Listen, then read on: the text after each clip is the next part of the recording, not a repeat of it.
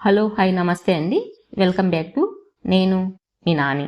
ఈరోజు నేను మాట్లాడబోయే అంశం వచ్చేసి అప్పు ఇచ్చి తీసుకోలేని వారి బాధలు అనే అంశం గురించి మాట్లాడబోతున్నాను. మనిషి జీవితంలో డబ్బు అనేది అవసరం. డబ్బు లేకపోతే జీవితం కష్టమవుతుంది అని అందరికీ తెలుసు. ఎవరికైనా ఆర్థిక ఇబ్బందులు వస్తే మొదట గుర్తుకు వచ్చేది స్నేహితులు, బంధువులే. వాళ్ళ అవసరానికి అడిగారు కదా అని మనం కూడా వారితో మనకున్న బంధం కోసం ఆపదలో ఉన్న వాళ్లకు తోడుగా ఉండాలని అనుకుని అప్పు ఇస్తాం. కానీ ఇచ్చిన డబ్బు తిరిగి మన దగ్గరికి రాకపోతే కలిగే బాధ మాటల్లో చెప్పలేనిది.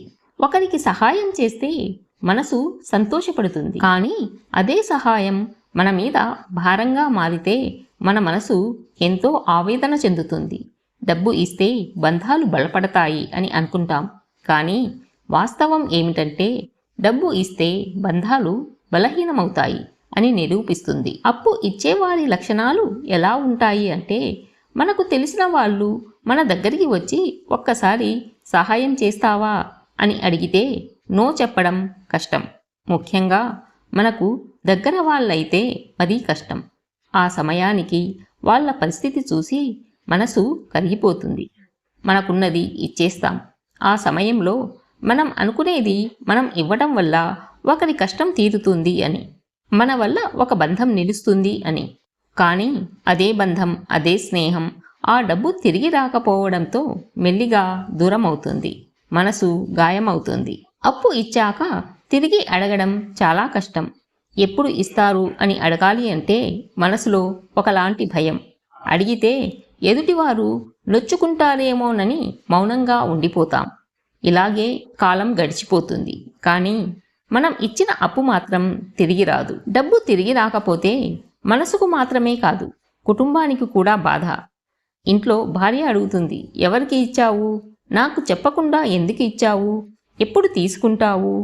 ఇలా కుటుంబంలో కలహాలు మొదలవుతాయి.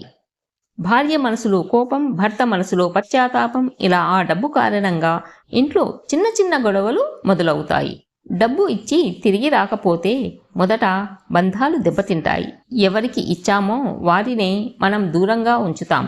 డబ్బులు ఇచ్చి బంధాలను పోగొట్టుకున్న వారిలా మిగిలిపోతాం. అప్పు ఇచ్చిన వారి మనసు ఎలా ఆలోచిస్తుందంటే, అసలు వాళ్ళు అడిగిన వెంటనే డబ్బు ఇవ్వకుండా ఉండాల్సింది అనే పశ్చాత్తాపం, ఒకవేళ నాకు ఇప్పుడు ఇబ్బంది వస్తే ఎవరు ఇస్తారు అనే ఆందోళన, అసలు వాళ్ళు అడిగినప్పుడు నేనెందుకు కాదనలేకపోయాను అనే ప్రశ్నలు అప్పు ఇచ్చిన వారి మనసులో గుబులు పెడుతూ ఉంటాయి. అప్పు అడిగిన వారి వైపు నుండి చూస్తే అప్పు తీసుకున్న వారు మొదట ధైర్యంగా ఉంటారు. తప్పక ఇస్తాను అని మాట ఇస్తారు.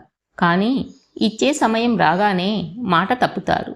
కానీ కొంతమంది తమ దగ్గర డబ్బు ఇవ్వడానికి డబ్బు లేక బాధపడతారు. మరికొంతమంది తమ దగ్గర డబ్బు ఉన్నా ఇవ్వడానికి మనసు రాక తప్పించుకుని తిరుగుతూ ఉంటారు. చాలామంది మగవారు ఇంట్లో భార్యకు తెలియకుండా అప్పులు ఇస్తుంటారు. భార్యకు తెలిసినప్పుడు ఆ ఇంట్లో పరిస్థితి అప్రశాంతంగా మారుతుంది.